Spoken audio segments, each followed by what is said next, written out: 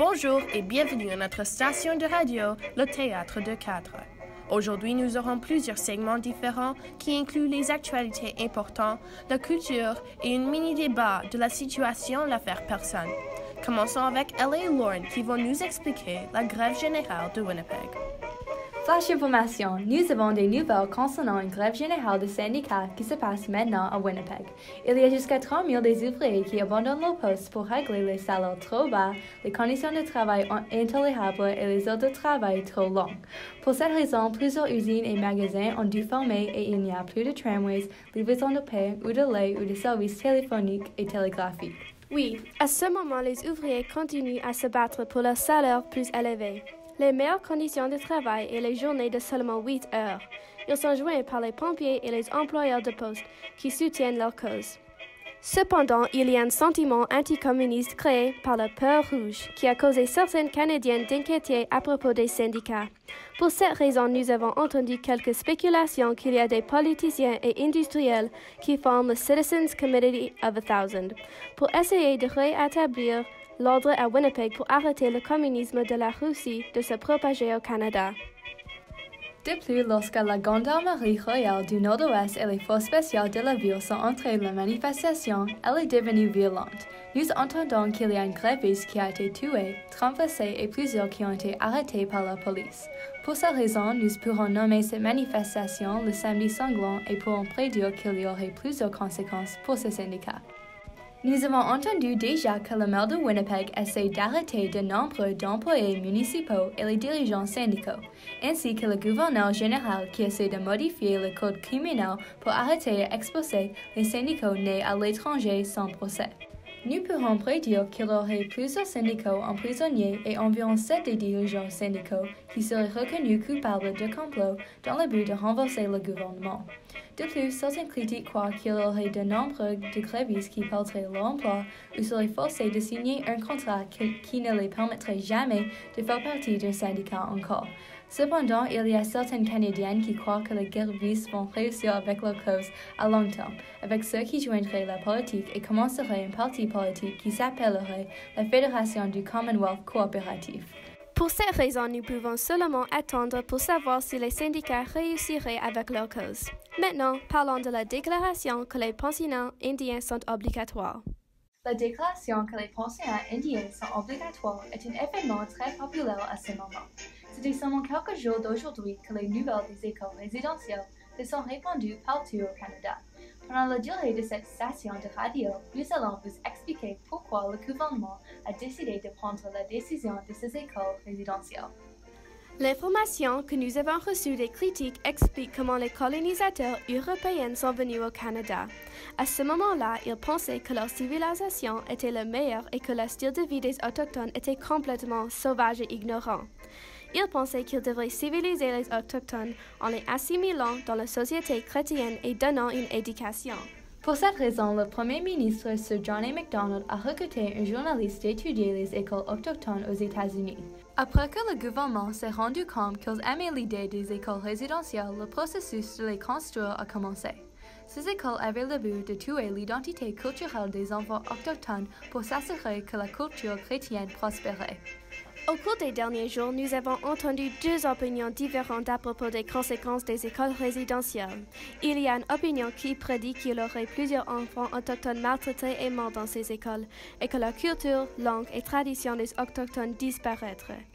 Ces critiques aussi prédisent qu'il y aurait nombre de familles qui seront détruites parce que les enfants perdraient la connexion de leur identité culturelle aux parents. Cependant, l'autre côté des critiques croit que ces écoles sont le meilleur événement qui est arrivé au Canada et que les enfants seront tellement contents de recevoir une éducation chrétienne dans ces écoles. Ces critiques croient fortement que les enfants autochtones auront une meilleure vie après les écoles résidentielles. La seule chose que nous pouvons faire maintenant est espérer que ces écoles résidentielles marcheraient et il n'y aurait pas de problème dans l'avenir. Maintenant, laissons Kelsey et moi parler à propos de la Déclaration Balfour et le statut de Westminster. La semaine dernière, nous avons prédit que les recommandations de la Déclaration Balfour deviendraient des lois réelles lorsque le gouvernement britannique a adopté le statut de Westminster qui transformerait l'Empire britannique en Commonwealth britannique. De cette façon, les pays du Commonwealth seraient considérés comme les États libres et égaux parce qu'ils partageraient une allégeance avec la couronne britannique. Le Canada, donc, deviendrait un pays avec un statut égal au Royaume-Uni et serait capable d'adapter leurs propres lois. Aujourd'hui, nous venons de recevoir les nouvelles à propos de l'Empire britannique qui a signé le statut de Westminster après une bataille d'indépendance des dominions pour une décennie. Avec des événements comme le traité de Fléton et l'affaire Charnac, ce n'est pas une surprise que ces événements sont les causes d'un changement assez important. Le traité de Fléton représente une indépendance canadienne parce qu'il était le premier traité qui était signé par le gouvernement canadien de manière indépendante, alors sans la signature d'un représentant britannique. Ainsi que l'affaire Charnac, quand le Canada n'a pas soutenu immédiatement l'Empire britannique dans la guerre pour la première fois. Avec les autres dominions de l'Empire britannique, le Canada a réussi à réclamer l'indépendance de leur autonomie et le droit de se gouverner eux-mêmes après de longue date. Lorsque Lord Balfour et le comité spécial ont examiné le requête, ils ont publié leur conclusion de soutenir les demandes des dominions de l'Empire britannique parce qu'ils croient que même si les opinions se séparent, ils auront toujours le même amour pour la Grande-Bretagne. Cependant, quelques critiques suspectent que le Canada sera soumis à quelques restrictions. La Constitution du Canada, qui s'appelle l'Acte de l'Amérique du Nord britannique, continuerait d'appartenir au Royaume-Uni et que le Canada perdait le pouvoir complet, parce que l'Acte de l'Amérique du Nord britannique ne permettrait pas les gouvernements fédéraux et provinciaux canadiens d'avoir une procédure de modification de l'acte. Il suspecte aussi que le tribunal de dernière instance serait encore le comité judiciaire du Conseil privé, simplement appelé un comité britannique. Oui, il y a plusieurs suspicions des citoyens à ce moment concernant la déclaration Balfour et le statut de Westminster. Cependant, nous pourrons seulement attendre des résultats certains. Maintenant, passez à la mode avec Kelsey et Didi. D'accord. Maintenant, c'est le temps de discuter de la mode. La mode d'aujourd'hui devient de plus en plus chic. Oui, bien sûr. Les femmes s'habillent d'une manière élégante et le style garçon se répand partout. Des cheveux sont coiffés à la Jean Arc et le maquillage extraordinaire. Récemment, le visage, la ligne, la coiffure, la posture et le maquillage sont devenus tellement connus par les femmes. Elles portent des robes plus courtes appelées les robes de cocktail avec des gants et talons hauts correspondants, ainsi que les robes de soirée, embellies avec les paires qui étaient plus longues et coiffées de satin ou le velours. Il y a aussi la mode sportive qui se développe. À cause de la guerre, il y a des couturiers qui créent des vêtements de l'après-guerre. La mode des hommes aussi est beaucoup influencée par la guerre, spécifiquement les uniformes des soldats. Ils portent des costumes et les pantalons avec les revers. N'est-ce pas que la mode de très près sont les Oxfords, des pantalons plus larges? Oui, en 1925, ils ont explosé dans le monde de mode, ainsi que les chapeaux hauts de fond. Étonnamment, il y a aussi une mode courante pour vos enfants.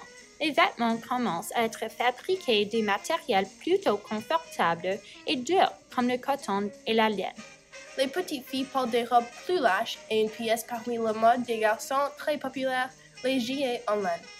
Ils sont tellement mignons et adorables, mais la mode les fait encore plus chouettes. Oui, certainement. Quand même, la mode n'est pas le seul parti culturel qui prospère à ce moment. Maintenant, pour un mot bref de nos commanditaires. La compagnie Chic Magazine Repeating Razor. Est-ce que votre visage est mal rasé et ennuyant? Est-ce que vos femmes vous répètent de vous raser chaque moment de la journée? Ne vous inquiétez pas parce que la rasoir électrique est arrivée. Pour un prix bas de seulement 25 $, vous pouvez garantir un visage lisse. Et puisque c'est électrique, ce rasoir vous permet de vous raser sans l'eau. Achetez-le vite puisque les quantités sont limitées. En prochaine, Lauren et moi parlons à propos des sports et les loisirs. Maintenant, c'est le temps de discuter des sports. Les sports deviennent de plus en plus populaires quand l'économie devient de plus en plus terrible, parce que plusieurs sports sont gratuits et amusants. Il y a plusieurs sports populaires comme le hockey, le basket, le rugby, le baseball, le lacrosse et le football. Est-ce que tu savais que le sport national est le hockey parce que la popularité grandit à chaque jour?